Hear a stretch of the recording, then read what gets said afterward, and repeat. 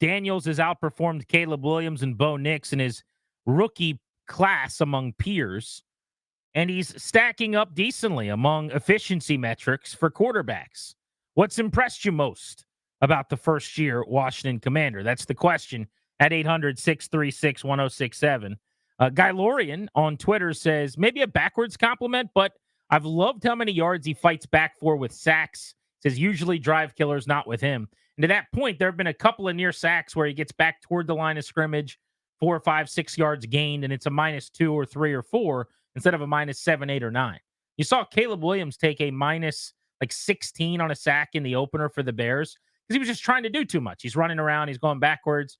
And even if Daniels does the same thing, he's fast enough that he kind of gets the edge and he makes bad plays less bad, which is, I don't think it's a backwards compliment at all from him. I think it's actually a really observant good point. So it's beyond that, though. It forces, to your point, certain kinds of rush. Like the opposing defensive coordinators are yelling at their guys as they get leading up to the week to play Washington. You have to stay in your rush lanes. You can't lose gap focus. You have to do certain things this way. Well, that's limiting.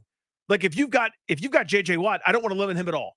I'm going to tell J.J. Watt, whatever you want to do is fine. We'll work around you, buddy. You can't do that against Washington in theory, and that's an asset. You were super impressed by a lot of the stuff that we saw all preseason and training camp. How about since the ball was put in the air against Tampa in game, what has stood out? Accuracy. I didn't know that would translate. Like when dudes are wide open at LSU, okay, you're hitting Neighbors in stride or Brian Thomas in stride down the field. That's all well and good. But accuracy and ball placement, I've been pretty darn impressed with. Even as things speed up, and they do, there's certainly been moments, the first play of the season, that -15 fumble on a check down or the screen pass in his first preseason attempt that he threw 100 miles an hour, Schrader style, over his running back's head. There have certainly been moments where it's gone a little fast, but he's been pretty poised and has been accurate as a result. When I went out to practice, the thing that blew me away was how many balls were exactly where they should have been. I look at think about baseball. So we consider control to be throwing the ball over the plate. Command, another buzzword in baseball with pitching, is locating. So think about it like control is, do you walk him or strike him out? Is it a ball or a strike? Command is hitting the mitt within the strike zone. Mm-hmm. You can have control over the plate, but no command, where you're supposed to throw it up and in, and you throw it low and away, and it gets slapped, the other direction or something, because that's the hot part of the grid for a hitter. Jayden Daniels has control, which is accuracy, but I think he also has command, which is ball placement. And I think that's not going away. Like when they actually do throw the ball down the field more in the weeks ahead, which they haven't done a lot of at all, I think he's going to be accurate. He threw a great deep ball in college, and it's just part of his game. It was that way in practice. We've seen it in games now in the 50 or so throws, mostly underneath. I do think he's really, really, really accurate. I'm not as blown away by the no interceptions. I know that keeps coming up. That's a really good stat. It's an important stat, and I'd rather him have no picks than picks. I think some of that, though, frankly, is a couple of things. Number one, they haven't really thrown balls into small windows, and they're not really pushing the ball down the field. I didn't count before the segment, but they're at roughly 10 throws probably beyond 8 or 9 yards downfield through 2 games. So generally speaking, when you're throwing behind the line, at the line, stop and hitch routes, as long as you're not getting undercut by a DB on an out route or something, there's not much of a risk for an interception. But I'll say in terms of the no turnovers, he's only had the 1 fumble so far. Mm-hmm. He's been sacked 6 times. Some of those are him, going forward as a runner or whatever. There was only that 1 play where he dropped the ball kind of at his waist. He got sacked. Yep. Biadasz pounced on it. It's a small sample. It's only 2 games, but that's encouraging to me because a lot of times as a young quarterback, you can kind of panic and start patting the ball. And next thing you know, you start running and someone hits you and you fumble. I mean, there are quarterbacks who have fumbled a few times. I know statistically he's listed as having fumbled a few times. One of them was going out of bounds, remember? Yes. Another one's the backward pass. Exactly. Another one was actually a throw that they ruled as an attempt.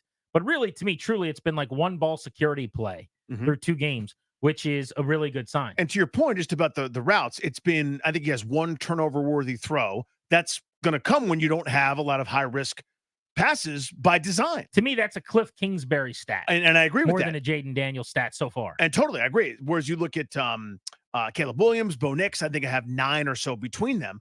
And again, they're throwing a little bit more high risk stuff more often. It's Yeah. led to turnover worthy throws and et cetera. So he's executing what's being asked of him at this point. He's just been poised. Yes. Maybe there were nerves right before the Tampa game with the weird throw to Robinson to start or whatever, as there should have been. Yeah. But I haven't seen moments where it looked at any point like anything was too big for him, which you didn't expect. He was the Heisman Trophy winning number 2 pick, playing in front of 70,000 at a time in the SEC for LSU. Let's go to Tom in Waldorf on Grant and Danny. What's impressed you about Daniels so far? Well, guys, there's a couple things that impressed me. One, when he got absolutely shellacked this weekend, and he was able to get up, brush himself off. Good point. He's been, I hope he's going to slide more, run out of bounds more, but that impressed me. The ball placement, not just being accurate, but knowing whether to throw it inside or outside to the receiver. That's actually, because the windows are so small in the NFL, that's a very big thing. But guys, we still have to remember, he's got no touchdown passes, 0. And he's not good. He's missing people that are wide open. Yeah, but I'll say this, though, Tom. He's a rookie. Yes, it's 2 games in. I don't mean to cut you off. I appreciate you. But I want to be clear about something because it's a great point. My goal in this segment is not to crown him, right? I think he has been great as a runner, fine as a passer. I think anybody who's saying he's been awesome throwing the football, he had an awesome half against the Giants. The first 3 halves, I would not have considered him to have played all that well throwing the football. But it would be hard-pressed, I'd say. You'd have to be trying not to like what you're seeing through 2 games so far to not at least feel like this is really encouraging, that this young quarterback who seems like he belongs and is operating an offense that is the hardest to get off the field 3 and out right now because of his feet isn't doing some pretty good things. Yeah, and also would compound that this. We know more now than we ever did, right? It used to be just guesswork where you go, he's missing open guys. Based on what? We don't know. Now we do. Now we got every throw. And if you want more, you can get more. You get more angles of every throw. You could figure it out. So we're very Jayden Daniels focused here in town, and we should be. It's Washington. He's the Washington quarterback, and he's a sensation. Go around the league. You want to tell me everybody that's gotten off to a great start is missing guys that are wide open. Everyone that's gotten off to a bad start is missing guys that are wide open. It's the percentage of, are you making more plays maybe than the next guy? Yeah. And to a degree, we're not quite there yet in terms of more than the next guy. But everybody, every week, including Hall of Famers, including the best to do it, are missing open receivers all the time. So we're going to have a bigger conversation about the passing being down in the league and why that is coming up in these next few minutes. I got a bunch of numbers. It is relevant and it's important, and I want to continue to make it part of the conversation. I can tell already through a few days, I don't agree and we'll get into this. You're going to care a lot more maybe about what's going on around the league. Like, I'm going to do the Dennis Paulson thing where I don't care what Jeff Howell's grades were. I'm evaluating my quarterback and my plays. Mm-hmm. And that was what we did with Taylor Heineke, and it wasn't an issue then. And that's what we did with Carson Wentz, and it wasn't an issue then. So I won't 6, 7, 8 weeks from now be making excuses for him. I do think it's important to acknowledge trends. And I think it's important to, like, we just got out of an era where it was the easiest it's ever been to throw the ball. Maybe we're leaving that era. We don't know. But the numbers right now through a couple of weeks are trending down. But if the plays are there to be made, they still need to be made, right? It doesn't necessarily matter if other people are missing them. If you got a guy 9 yards downfield that you misfire on, that's a problem. I don't think they've had a ton of those. What the caller might have been talking about is maybe not seeing something.